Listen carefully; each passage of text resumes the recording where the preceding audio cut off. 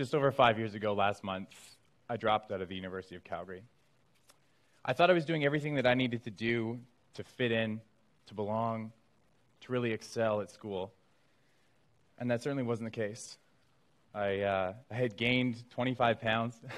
I failed classes. I was hanging out with people that weren't advancing me any further. And I didn't feel that sense of belonging. It came to the point that I had to grab my life and make a change. And so I went to Australia. I went to Sydney on that discovery travel trip that we all hear so much about. When I was on this trip, I found that I was doing the things that I wanted to do, living out the values that meant most to me, and hanging out with the people that shared those same values and desired those same experiences. In the absence of technology, now we're talking 2011, a long time ago, right, in the world of technology. I didn't have my cell phone. I wasn't connected. I was actually completely disconnected to the point that I didn't have internet or social media or the things that brought me back home. And when I was in Australia, there was a quote that really resonated with me and one that I stick with today. And it's an Eleanor Roosevelt quote that says, "Small minds talk about people, average minds talk about events, and great minds talk about ideas." Now, in the absence of technology and traveling with people you've never met before and having no events or previous connections or events in common, we're forced immediately to talk about ideas. How are we going to get to the next place? How are we going to do it with as much fun as possible and spending as little as we could? And I found that when we were talking about ideas, we could really forge relationships very quickly. The communication was real. It was authentic. We could feel the emotion that each other was feeling, and it allowed us to communicate on a very deep level. Now, when I came back to Canada, I tried to apply this new way of thinking around ideas and less about events and people to be able to take me a little bit further in my career. And so I tried to keep technology at bay as much as possible and talk about ideas.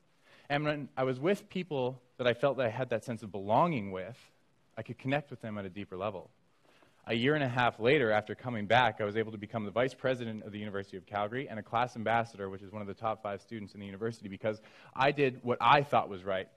I hung out with the people and did the things that I valued, the people that I really belonged with, to be the best version of myself, and not one that society tells me that I need to be successful.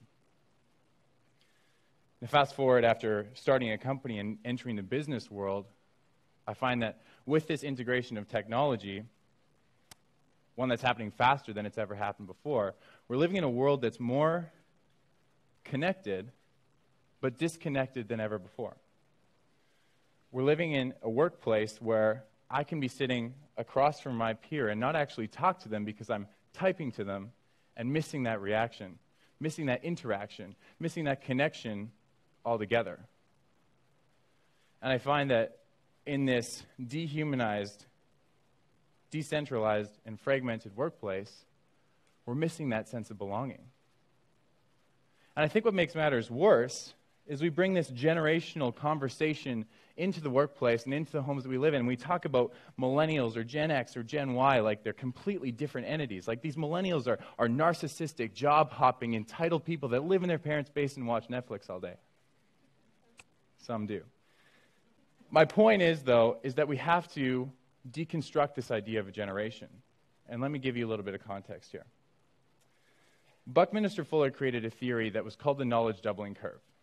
Basically, this said that before 1900, the amount of information that we had access to doubled every 100 years, okay?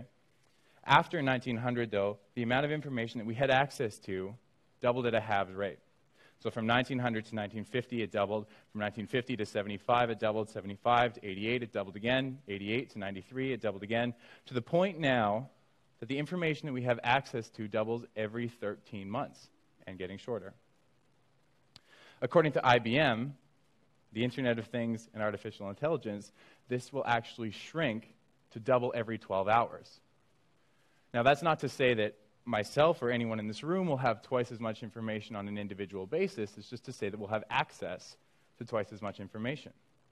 Cisco will tell us that we're entering the zettabyte era, which basically means that in 2016 alone, the equivalent of 250 billion DVDs will be transferred on the World Wide Web across the world.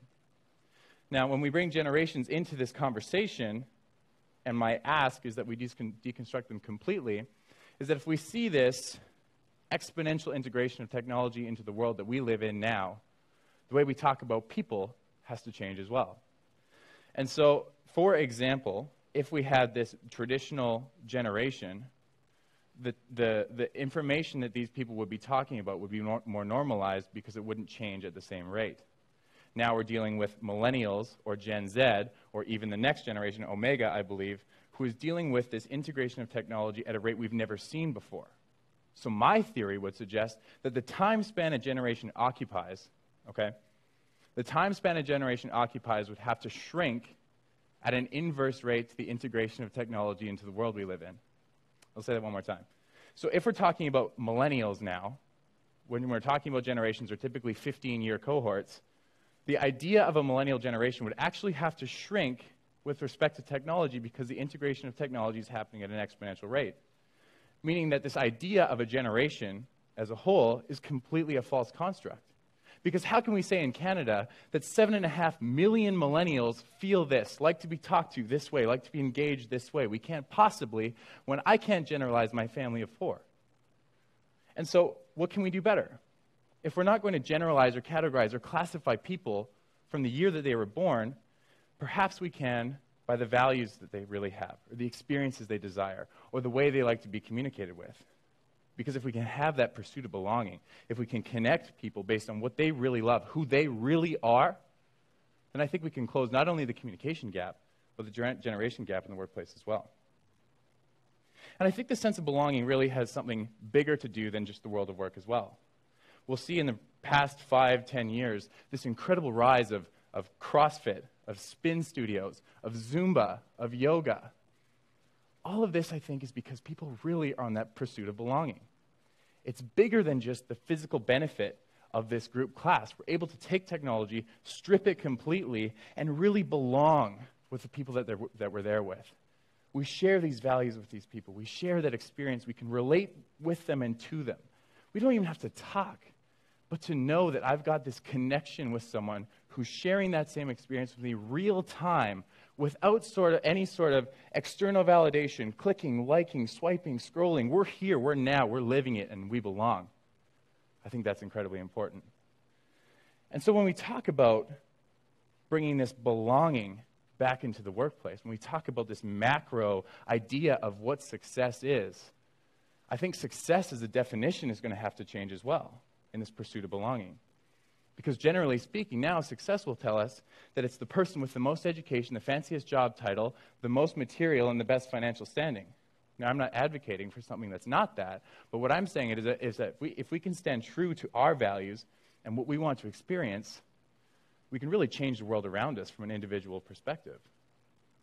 If we look at post-secondary education right now, especially in Canada, the number of students in post-secondary education from 1980 to 2014 doubled, with a 3% population drop in that same cohort. The average student now is graduating with a student debt just north of $25,000. And what's crazier is that the number of students between the ages of 20 and 29 that are living in their parents' basement has gone from 27 to 42%.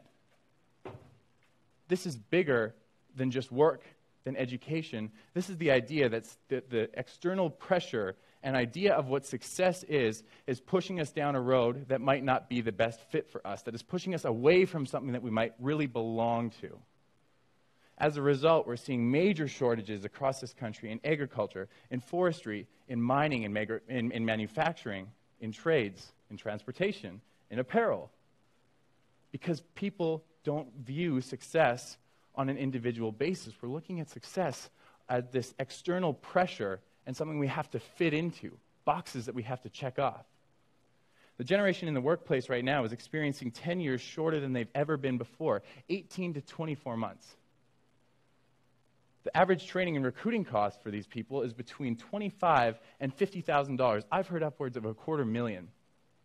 This has to change because we have to change the way we view success. If we want to belong and stay true to who we really are, identifying those values is going to become paramount. And so how do we do that? Other than looking at a Lululemon bag and doing all those things that it says, I think we really have to try new things. We have to fail. We have to get off the couch. We have to put down technology and experience life. We have to go down the left fork and the right fork of the road, not necessarily to decide what it is that we want to do, but to filter out the things that we don't, to better understand who we are, what we value, and where we really belong. It's a dream of mine that I hear that parents are telling their kids at the dinner table when they're 5 and 6 years old, not what job you want to fill, but what life you want to live. Because at the end of the day, if we can understand what life we want to live, we can decide what job will support that life, and not blindly go into a job we couldn't possibly understand and try and build a life around that. It's not about what we do, it's about how and why we do it that's so important. I'll take that one step further and say who we do it with. Because if we can belong with these people, that's going to be the most important part. It's a dream of mine that I hear that when my family and friends go to bed at the end of the day, when their head hits the pillow, they've got a smile on their face. Because they were connected with the work they did. They felt that they belonged, they made a difference, that they were empowered and not entitled. That the work they did made a difference because they know that they belonged where they were supposed to be, and they made that happen. It's a dream of mine that when we talk about people, we view them as human beings and not human doings.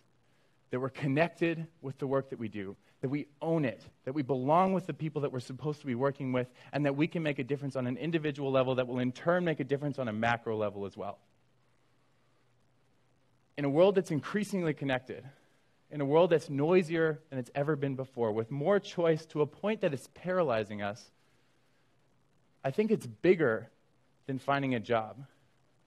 It's bigger than the external pressure that society pushes on us. I think at the end of the day, if we can stay true to our values and be on this pursuit of belonging, then not only can we make a difference for ourselves, but the world around us as well. Thank you very much.